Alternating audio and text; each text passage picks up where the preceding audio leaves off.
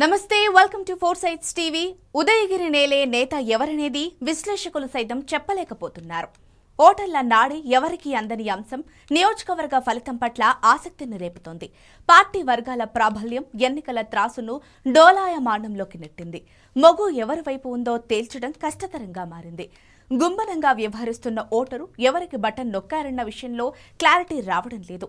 Udayagiri polling తీరు ఎలా ఉందో ఈ స్టోరీ ద్వారా తెలుసుకుందాం.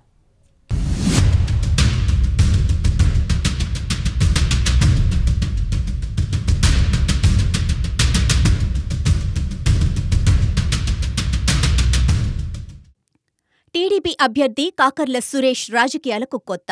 రాజకీయ అరంగేట్రంలోనే అధికార పక్షాన్ని ధీటుగా ఎదుర్కొన్నారు. ఉదయగిరికి చెందిన కాకర్ల సురేష్ విదేశాలలో వ్యాపారాలు నిర్వహించి ఆర్థికంగా మంచి స్థితిలో ఉన్నారు. తమ ప్రాంతానికి ఏదైనా చేయాలన్న సంకల్పంతో రాజకీయ మార్గాన్ని ఎంచుకున్నారు. దశాబ్దంగా ఉదయగిరి రాజకీయాలను పరిశీలిస్తూ గత ఎన్నికలలో టీడీపీ సీటును ఆశించినప్పటికీ రాజకీయ అనుభవం లేని వ్యక్తిగా అవకాశం లభించలేదు. ఎన్నికలకు 2 సంవత్సరాల ముందు నియోజకవర్గంలో వింజామూరు కేంద్రంగా ట్రస్టును స్థాపించి సామాజిక కార్యక్రమాలతో యువకుడు విదేశాలలో రాణించి విజనున్న వ్యక్తిగా తెలుగుదేశం ఇతనికి సీటు కేటాయించింది. కాకర్ల సురేష్కు తొలి ప్రయత్నంలోనే కలిసి వచ్చింది. టీడీపీ ఎంపీ అభ్యర్థి వేమిరెడ్డి ప్రభాకర్ రెడ్డి సహకారం తోడైంది. ప్రచారంలో ప్రత్యర్థికి తీసిపోని విధంగా కలియ తిరిగినప్పటికీ సీనియర్లను కలుపుకుపోయే విషయంలో అపశృతులు తప్పలేదు. తనదైన దర్పాన్ని ప్రదర్శించిన కాకర్ల రాజకీయం అరంగేట్రంలోనే దేశముదురు అనిపించారంటూ విమర్శలు వైరల్ అయ్యాయి. అనేవారికి ఏం తెలుస్తుంది ఆర్థిక భారం, ఖర్చు చేసేవారికి తెలుస్తుంది శిరోభారం అన్న సన్నాయి నొక్కులు కాకర్ల వైపు నుంచి వినిపించాయి. ఒక దశలో ప్రచారం తలకు మించిన భారమైపోయిందన్న పరిస్థితిని కూడా ఎదుర్కొన్నారు.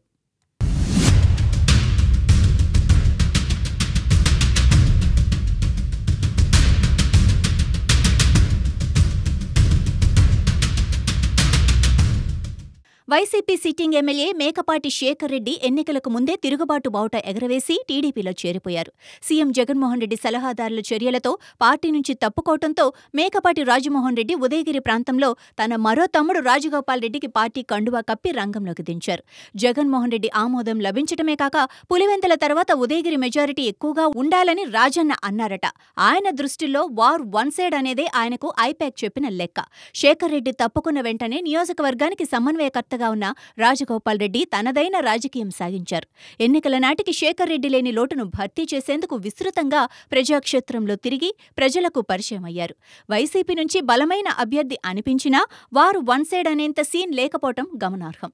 రాజగోపాల్ రెడ్డి తనయులు కాస్త ధారాళమైన విధానాన్ని పాటించి మేకపాటి వారు ఎన్నికల ఖర్చులో మితిమీరిన పొదుపు చేస్తారన్న అప్రదను దరిచేరనీయలేదు. ప్రచారాన్ని కూడా డీజే ఎఫెక్ట్లతో దుమ్మురేపారు. ఎంపీ అభ్యర్థి విజయసాయిరెడ్డి సహకారాన్ని కూడా సద్వినియోగం చేసుకుని జోరుగా ముందుకు సాగారు. పోలింగ్ నిర్వహణలోనూ ఎక్కడా తగ్గేదే లేదంటూ రాజగోపాల్ రెడ్డి తనయులిద్దరూ నియోజకవర్గంలో కలియ తిరిగి పోలింగ్కు కేడర్ను సమాయత్తం చేశారు.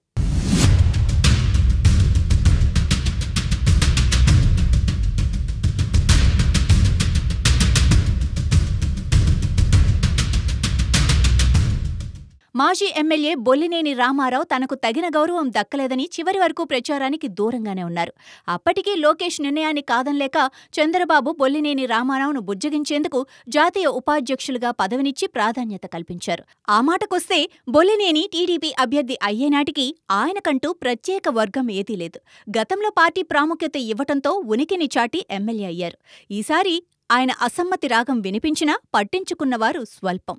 కాకర్ల సురేష్ తనతో కలిసి వచ్చిన నాయకులు వంటేరు వేణుగోపాల్ రెడ్డి, చిరంజీవిరెడ్డి, కంబం విజయరామిరెడ్డిలతో కలిసి ప్రచార లోటు లేకుండా ఓటర్లను కలుసుకొని అభ్యర్థించారు.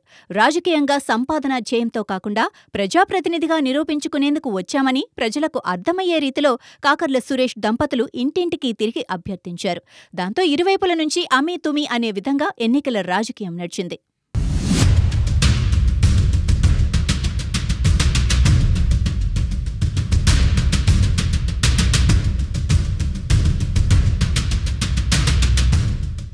ప్రత్యేక రాజకీయ నేపథ్యానికి ఆలవాలమైన ఉదయగిరిలో గెలుపు ఎవరిదన్న ప్రశ్న విశ్లేషకులను కూడా తికమక పెట్టేస్తోంది.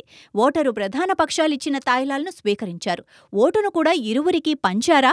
ఎంపీ ఓటు విషయంలో క్రాస్ ఓట్లు ఎవరికి పడ్డాయో తెలియక తలలు పట్టుకుంటున్నారు.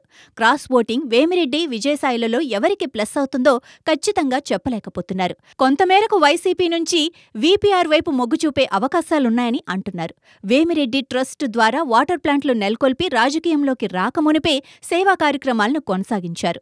ప్రప్రథమంలో వైసీపీ నుంచి రాజకీయాల్లోకి అడుగుపెట్టినప్పటికీ తాను సాగించిన సేవా కార్యక్రమాలను రాజకీయాలలో ప్రస్తావించలేదు. వైసీపీలో ఇమడలేని పరిస్థితి ఉండటంతో ఎన్నికలు సమీపించిన నేపథ్యంలో టీడీపీ ఎంపీ అభ్యర్థిగా ప్రత్యక్ష రాజకీయంలో ప్రజల ముందుకొచ్చారు. పోలింగ్ సమయానికి ప్రాధాన్యతను చాటిన వీపీఆర్ను అనుసరించి జిల్లా వ్యాప్తంగా క్రాస్ ఓటింగ్ జరిగిందని భావిస్తున్నారు.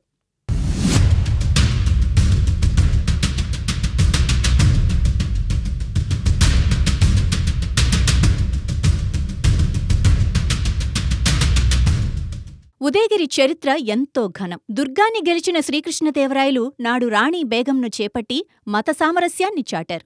కొండలు, రాళ్లు అధికంగా, కొద్ది భూమి ఉన్నా వర్షాధారమైన మెట్ట ప్రాంతంగా ఉపాధి సమస్య అధికంగా ఉండేది. ఇతర ప్రాంతాలకు వలస వెళ్లి ప్రజల జీవనం సాగించేవారు. సోమశల నుంచి ఉత్తర కాలువ తవ్వకం, లోతుబోర్లు రాకతో ఉదయగిరి రూపు మారింది. 2 తెలుగు రాష్ట్రాలలో ఉన్న ఆర్థిక సంపన్నులు ఇక్కడ ఎస్టేట్లను ఏర్పాటు చేసుకుని మెట్ట ప్రాంతానికి మేలు చూశారు. మారుమూల ప్రాంతంగా ఉన్న ఉదయగిరికి ఇప్పుడు రహదారి సదుపాయాలు మెరుగయ్యాయి.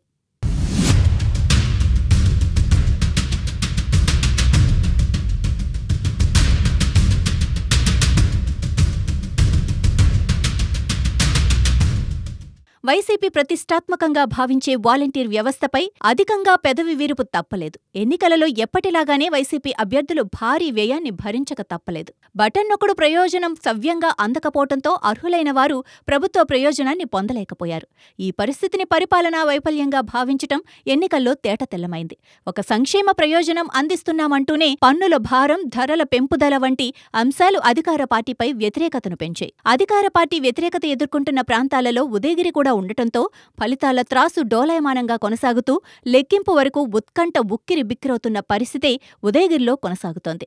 ఫలితాలు వచ్చే వరకు వేచి చూడాల్సిందే.